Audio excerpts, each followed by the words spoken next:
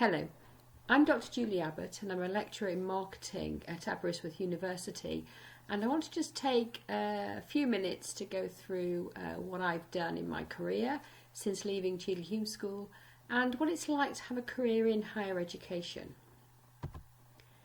So just to clarify what I'm going to talk to you about is just a bit about what my career path's been, what my current role involves, what it's all about being a lecturer in marketing. And then when we look at the higher education sector or the HE sector as a whole, what opportunities are there for you if you wanted to work in that sector, what skills you'd need and qualifications, how it might change in the future, and just a bit of advice about starting out in higher education. So my career path, well, first of all, don't do what I did.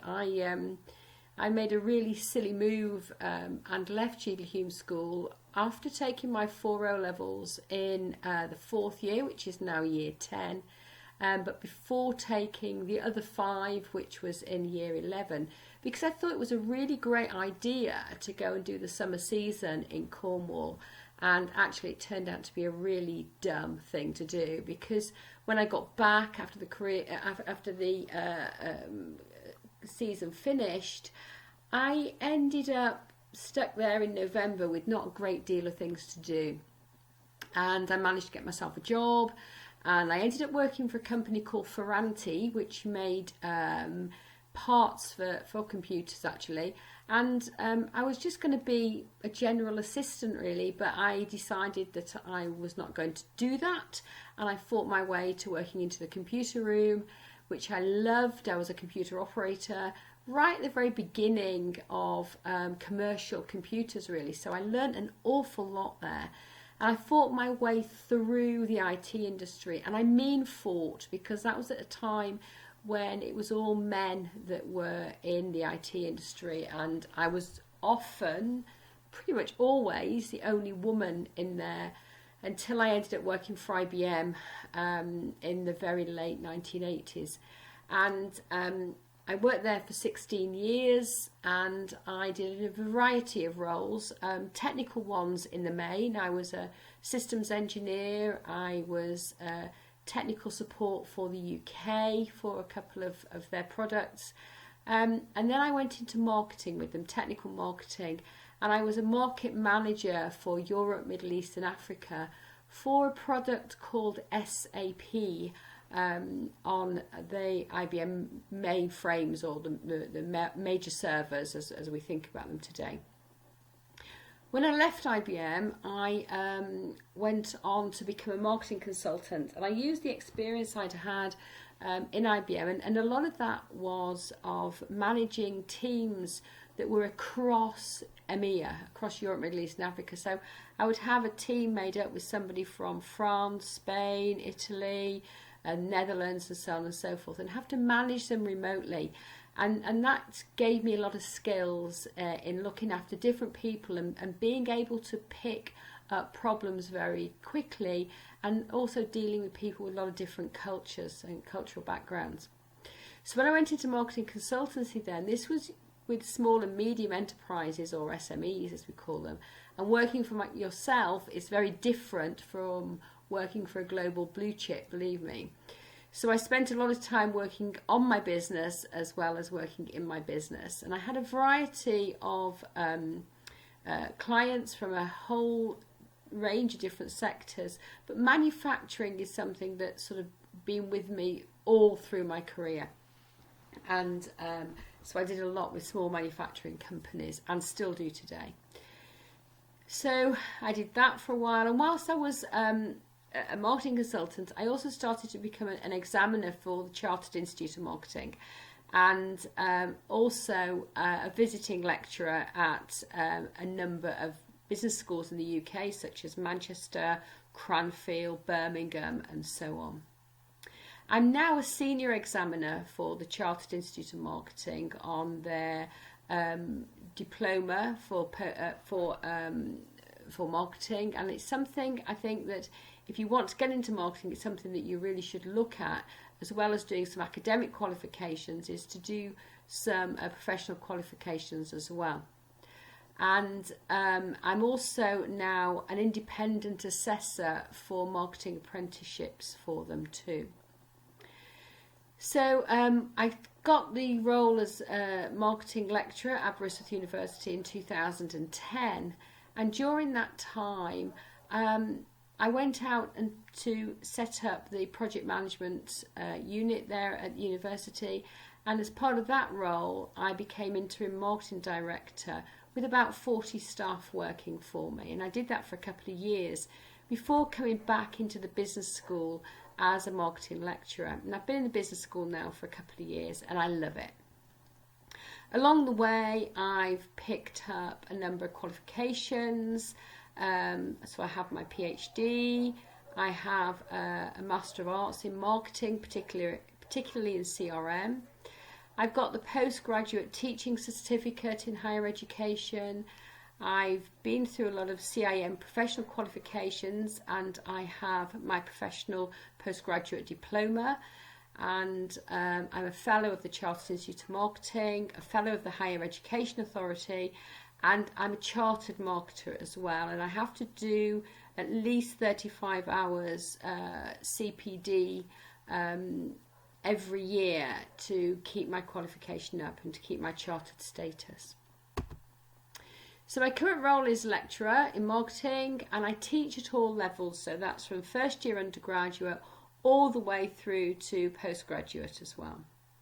I supervise students at all levels, again undergrad, masters and PhD in their dissertations and thesis and their different levels of research. When I get time, I'm not on a research contract, but when I get time I do some research, and I love to write academic articles and book chapters. And I've had around 30 published to date over the years. This is from my time in IBM all the way through to the present date. I'm a personal tutor. We all have personal tutees. So I have a number of students that I look after from them coming to the university until they leave. And that's really lovely to do. I help to sort of coach them and bring them on and look after them. We do, of course, write assessments, such as exams, and mark them, and we second mark as well. So one of us will first mark everything, and then somebody else will second mark as a check and balance to make sure everything's okay. And of course, from time to time, there are lots of different sorts of projects we get involved in with different colleagues throughout the university. So what are the career opportunities? Well, they're pretty good on the whole, really. And you can do an academic role with or without research, such as I do, but then also support roles. So think about the university as a huge organisation, that the core of it is teaching and looking after students, but then there's a lot of stuff around that. So we have hospitality, looking after the student halls, the cafeterias and so on and so forth. We have conference facilities, there's student support and wellbeing, there's a student union, there are shops on site, there's marketing the university, there are all the finance side of things as well, and all the other roles that you would expect in a large organisation such as human resources.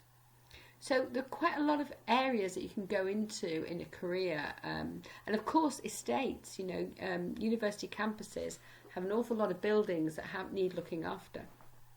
And often what we find is our students at Aberystwyth come and stay with us, they'll study with us, they might take on some part-time roles working on campus whilst they're studying, and then they stay on and have a career with us afterwards. So it's really lovely to see students coming in and not wanting to leave, actually, which is it's always a good sign for a university.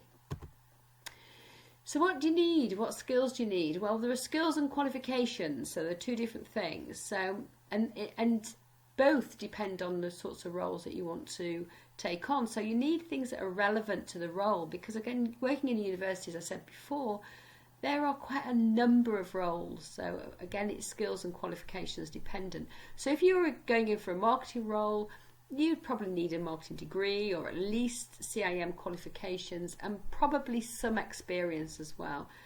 If you're going in to become an academic, you'd probably need to have a PhD or at least be working towards one.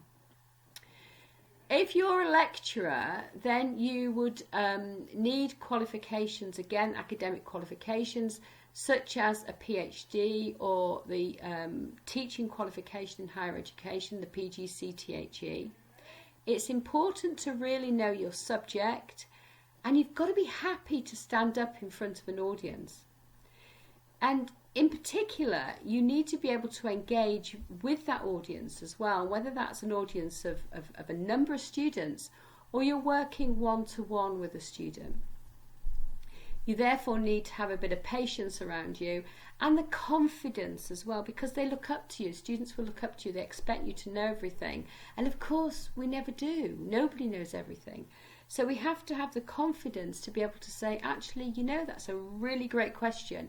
Let me come back to you on this because I don't know the answer. And sometimes that's quite difficult to do. So what might be happening that changes in the sector?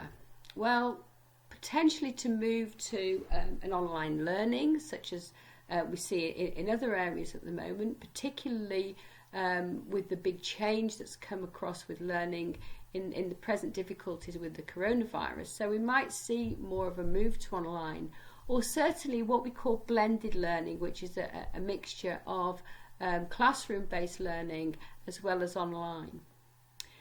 In appropriate areas, we'll probably see more work-based learning, such as a graduate apprenticeships. So if you're a business student, you might find that you go into business and then do some apprenticeships and take your degrees through your workplace. It's more likely we'll see some more specialist degrees and potentially specialist universities as well coming along. But we don't know. It's just one of those areas that we will watch this space and see what goes on. But whether the sector stays the same, which it's unlikely to, or moves along in different ways, it's a really exciting, interesting place to be. So, advice for working in higher education, the first thing is you've got to be really interested in your subject, because even if you haven't got a research contract, you'll be working and doing some research in there, because you have to keep ahead of the game. If you're teaching people your subject, you've got to really understand it and know the latest and greatest within that area. So try and go and study at university first. Go and find out and really get a degree and qualifications within the subject that you're interested in. Keep an eye on what's going on in higher education. So look at jobs.ac.uk, or look at if there's a particular university you might want to work in. Go and have a look at their website, because there are often jobs and roles on there and you can start to see what's available. You need to enjoy working with other people, and particularly with young people, with students, because they have a great view on life. When you've come into an area and you've worked in potentially other sectors and you might be a bit jaded, students are not, and it's fantastic working with them. But you've also got to be happy to work alone as well, because we do a lot of work on our own, researching, developing new learning materials for our students, and you have to be good at being self-motivated and finishing projects off. We have to be flexible, and of course, because we're working with lots of different people and who might have concerns and problems at some time or other, you have to be patient with them, and you have to be empathetic as well. And in order to keep that interest in your subject, you've got to keep wanting to learn. You've got to be the sort of person that wants to learn. And finally, it's absolutely an amazing sector to be in. It's great. No 2 days are ever the same. You work with lots of different people all the time. It's really, really enjoyable. So I would advise anybody with a deep interest in a particular area, have a go. It's a great place to be. But finally, whatever career you end up in, because there is such choice out there for you guys, but if you want to succeed, you've got to work hard in whatever you do. And the important thing is to have fun. in your job, hopefully, because you spend a lot of your days working, but also outside. Take time out to recharge your batteries doing something you really enjoy. And I put a photograph up here of what I do to recharge my batteries, and I compete in endurance riding. And this is a photograph of me coming in after riding about 80k, I think we'd done that day, which is about 50 miles. And we've both got a smile on our faces, and that's what it's about, having fun. So good luck to you. And thank you very much for listening. Good luck and thank you.